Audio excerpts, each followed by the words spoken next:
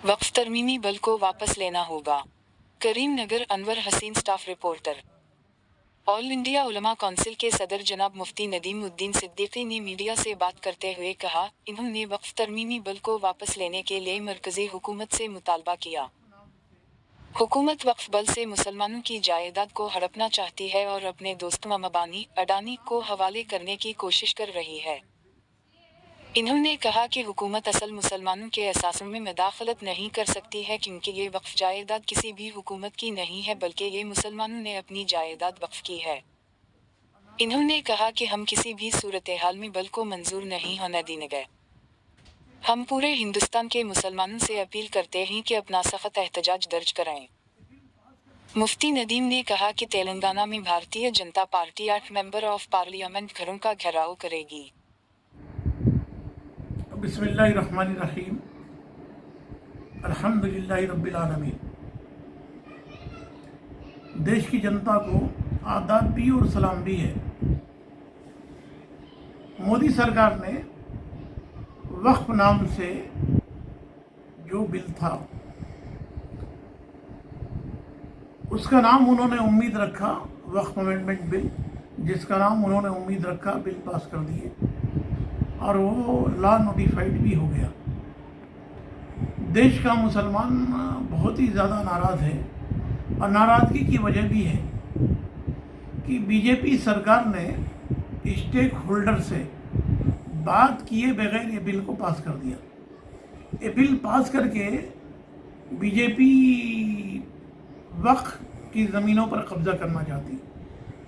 Amit Shah parliament के अंदर झूठ बोलते हैं, कहते हैं कि 2013 में अगर वक्फ अमेंडमेंट बिल पास नहीं होता तो हमको ये बिल लाने की ज़रूरत नहीं पड़ती। मगर अमित शाह भूल गए कि उस वक्त भी 2011 में जेपीसी का क़याम अमल में आया था, गठन हुआ था और उसमें बीजेपी के भी बहुत सारे मेंबरान थे और बीजेपी की मदद से ही वो बिल पास हुआ था। तो अमित शाह तो एक बात झूठ बोल रहे हैं। अमित शाह दरअसल बात ये है कि सरकार के पास अब ज़मीन नहीं है। सरकार के पास ज़मीन नहीं है तो 9 लाख एकड़ से ज़्यादा वक्फ की ज़मीनें हैं जिस पे सरकार की पैनी निगाह है और सरकार उस ज़मीन पर कब्ज़ा करना चाहती है। अभी देखिए, हाल ही में अयोध्या के अंदर 1000 एकड़ से ज़्यादा ज़मीन उन्होंने डिफेंस की लैंड थी, उन्होंने अडानी को दे दिया और अडानी को बेच दिया।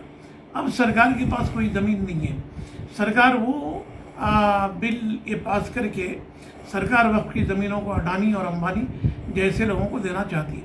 ये कहते हैं, मोदी और अमित शाह कहते हैं कि हम वक्फ के ज़रिए मुस्लिम गरीबों की गरीबी को ख़त्म करेंगे।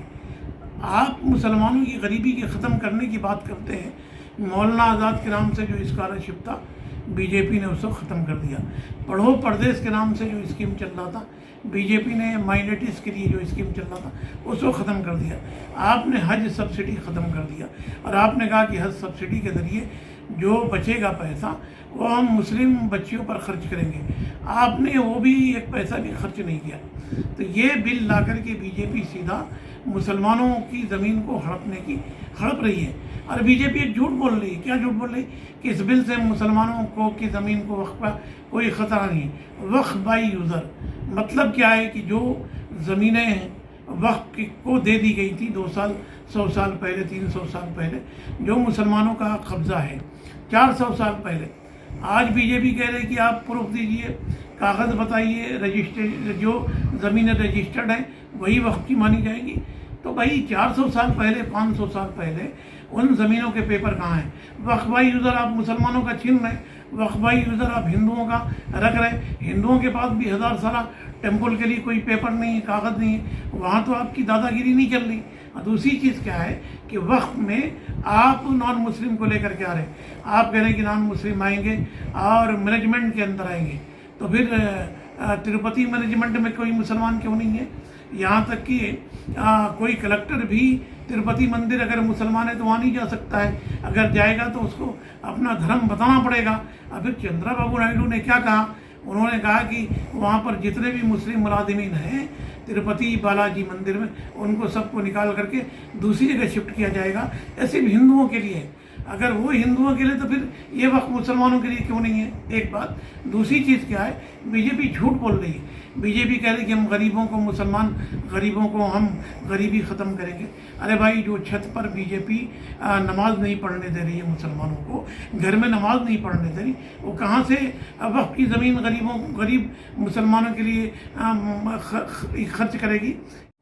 वक्फ अमेंडमेंट बिल पर चंद्रबाबू नायडू, नीतीश कुमार, जयंत चौधरी, जीतन राम मांझी ने साथ दिया है और इन लोगों ने साथ देकर के मुसलमानों के भरोसे पर बहुत बड़ा जो है हमला किया है।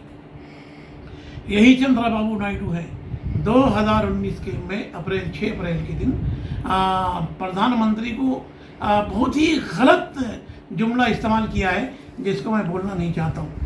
और जुमला इस्तेमाल किया और कहा कि मोदी देश को बर्बाद कर रहे हैं, मोदी देश को तबाह कर रहे हैं। आज मोदी के साथ मिलकर के वक्त पर इन्होंने बहुत ही बड़ा मुसलमानों के साथ धोखा किया है। मुसलमान इनको सबक सिखाने वाले हैं। चंद्रबाबू नायडू का पॉलिटिकल कैरियर मोदी ने ख़त्म कर दिया।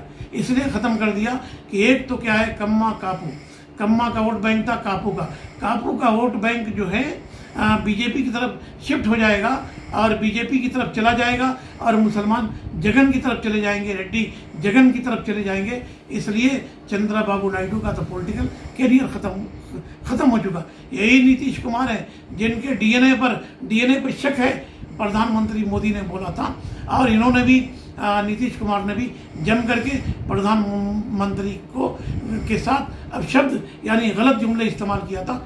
आज दोनों मिल गए हैं और नीतीश कुमार का भी खात्मा हो जाने वाला है, इसलिए कि आज उनका मेमोरी ठीक नहीं है, उनका दिमाग काम नहीं कर रहा। नीतीश कुमार की पार्टी पर लल्लन सिंह का कब्जा हो चुका है। अब नीतीश कुमार एक ही रास्ता बचता है कि लालू प्रसाद यादव के बेटे से समझौता करें, अपना पॉलिटिकल करियर बनाए। अगर नहीं है तो फिर नीतीश कुमार को ज़बरदस्त मुसलमान सबक सिखाने वाला है। जयंत चौधरी को और जीतन राम मांझी, ये 4 पार्टियों का पॉलिटिकल करियर सिर्फ मुस्लिम वोट बैंक से है और मुस्लिम वोट बैंक इनसे अलग जा चुका है और ये पॉलिटिकल पार्टियां तबाह हो जाएंगी। अभी भी वक्त है नीतीश कुमार को कि यानी बीजेपी से अपना समर्थन वापस लें।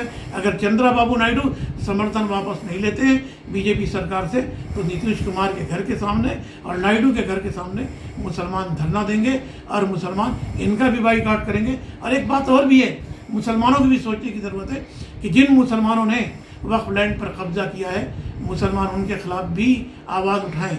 अगर ये बदमाश, अगर ये बेईमान लोग वक्फ लैंड पे कब्जा नहीं किए होते तो फिर मोदी सरकार की निगाहें हमारी तरफ नहीं आती थी। हमने ही मोदी सरकार को रास्ता बताया है। तो जिन लोगों ने वक्फ लैंड पे कब्जा किया है, ईमानदारी से लैंड पर कब्जा बर्खास्त करें और मुसलमानों को दे दें। सरकार और नीतीश और नायडू की जिम्मेदारी है कि सरकार से समर्थन वापस लें, जब ही जाकर के मुसलमानों का दिल जीत सकते हैं। लिंचिंग करें, हमने बर्दाश्त किया। आपने इस्लाम और पैगंबर इस्लाम के खिलाफ गालियां दिए, हमने बर्दाश्त किया। मगर वक्फ बिल पर हम खामोश रहने वाले नहीं हैं, हम बर्दाश्त करने वाले नहीं। हमारे मसाजिदों का मामला है, हमारे दरगाहों का मामला है, हमारे खानखाहों का मामला है, हमारे मसाजिद का मामला है। हम पुरजोर एहतजाज करेंगे और मोदी सरकार सुन ले।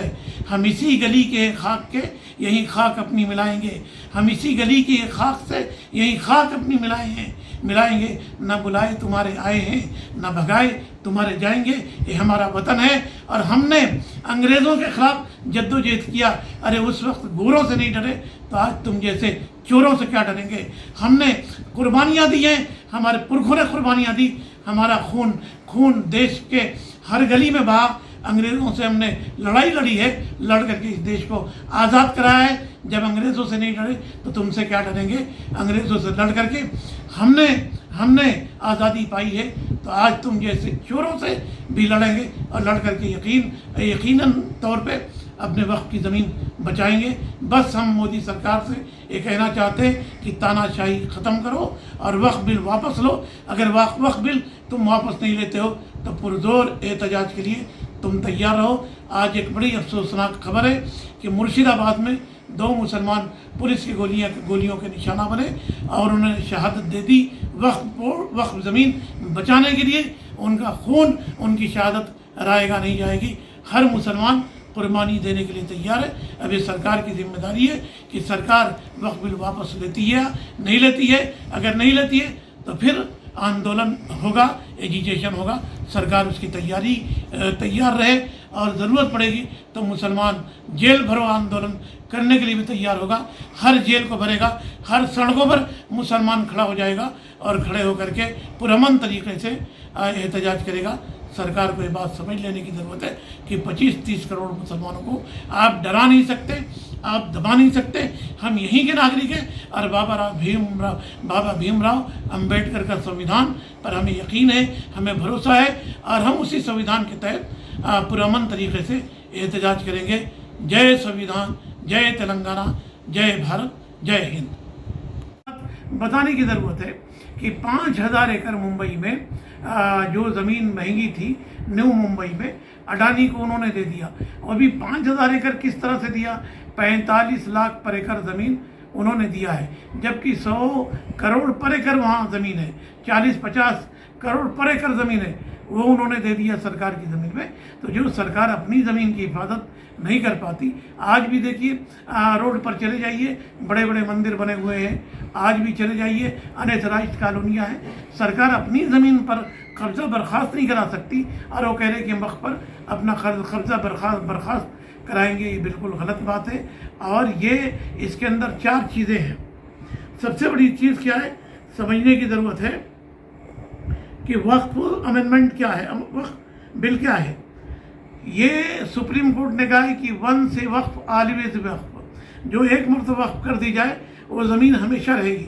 सुप्रीम कोर्ट ने एक रूलिंग दिया है, रतिलाल पानाचंद गांधी बनाम बॉम्बे स्टेट 1954,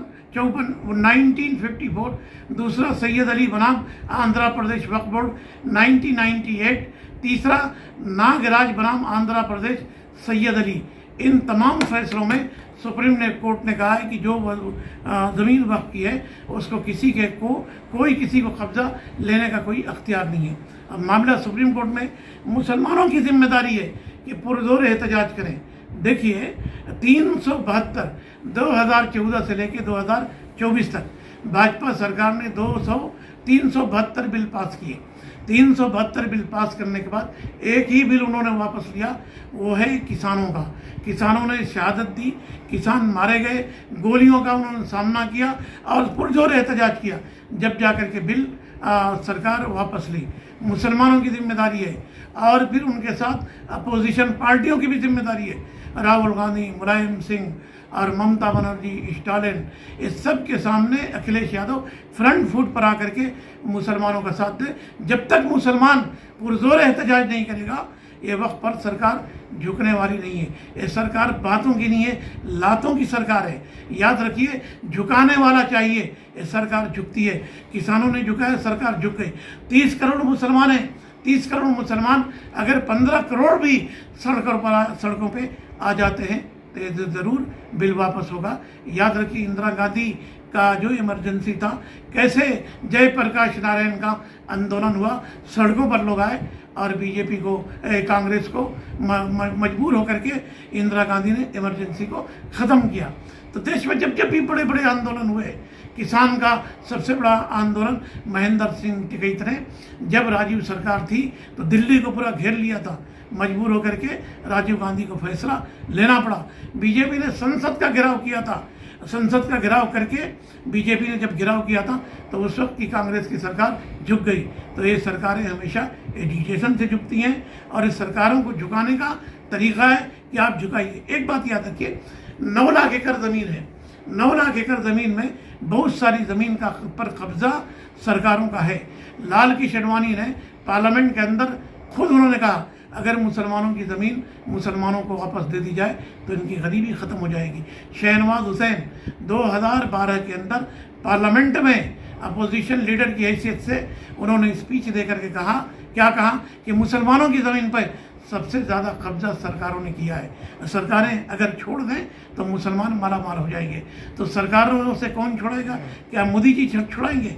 और फिर योगी कह रहे हैं कि 1952 के बाद जिन लोगों ने वक्फ किया है वो सरकार की ज़मीन मानी जाएगी और सरकार उस पर कब्जा कर लेगी। इस तरह से बहुत सारी ज़मीनें खतरे में। अब कहते हैं कि ASI के अंडर में जो ज़मीनें हैं, जहाँ मसाजिदें हैं, इस 3D सेक्शन के तहत सरकार ने वो लैंड सरकार अपनी कह रही, यानी गवर्नमेंट की लैंड है। तब अंदाज़ा लगाइए, फिर ASI के अंडर में मक्का मस्जिद है, ASI के अंडर में दिल्ली की जामा मस्जिद है, ASI के अंडर में संभल की मस्जिद है, फिर तो ये मसाजिदें नहीं बचेगी। जबकि शर्म करने की बात है, सोचने की बात है कि ASI का गठन 1871 में हुआ और इस ASI ने काम शुरू किया 1904 में। तो इससे पहले मसाजिदें बन चुकी थी, हमारे पुरखों ने बनाया, हमारे बाप दादा ने बनाया, इन ज़मीन पर मसाजिदें बनाई हैं, मगर बीजेपी कब्जा करने की कोशिश कर रही। इसकी पुरजोर मजम्मत है, हम निंदा करते हैं और मुसलमानों की जिम्मेदारी है कि वक्फ बिल के खिलाफ सड़कों पर उतरे। जब तक ये सरकार वक्फ बिल वापस नहीं लेती, हमें इन पर दबाव बना करके एजिटेशन करने की ज़रूरत है। याद रखिए, जब तक न मिले मंजिल, जब तक न मिले रास्ता, उसे मंजिल नहीं कहते। 2-4 कदम चलने को चलना नहीं कहते। एक हम है कि गैरों को भी कह देते हैं अपना, एक तुम हो कि अपनों को भी अपना नहीं कहते। तो याद रखिए, 17 लाख एकड़ ज़मीन ईसाइयों के पास है, और क्यों आप कब्जा नहीं कर रहे हैं? और 10 लाख एकड़ सिर्फ 4 स्टेट के अंदर, तमिलनाडु, आंध्रा, तेलंगाना, कर्नाटका, केरला, 4-5 स्टेटों में 10 लाख से ज़्यादा एकड़ ज़मीन हिंदुओं के टेम्पल के पास है। वो क्यों आप नहीं ले रहे? तो उनको सिर्फ मुसलमानों की ज़मीन लेने की ज़रूरत है। याद रखिए, ज़मीन अल्लाह के लिए वक्फ की गई है, किसी को अख्तियार नहीं है ज़मीन को खुर्द फुर्द करने की। एक गरीब अमीर मुसलमानों ने गरीब मुसलमानों के लिए डोनेट किया है, अतिया दिया है, हमने दिया अपने गरीब मुसलमान भाइयों को। सरकार की क्या ज़रूरत है? हिंदुओं तो कभी दान नहीं देते, सरकार की ज़मीन ही नहीं है, तो सरकार वक्फ अमेंडमेंट बिल क्यों लेकर के आई जब सरकार की ये ज़मीन नहीं? ये तो मुसलमानों की खालिस ज़मीन है, हमारी ज़मीन है। सरकार इसमें दादागिरी कर रही, मगर सरकार को भी समझने की ज़रूरत है कि आप तिबल तलाक लेकर के आए,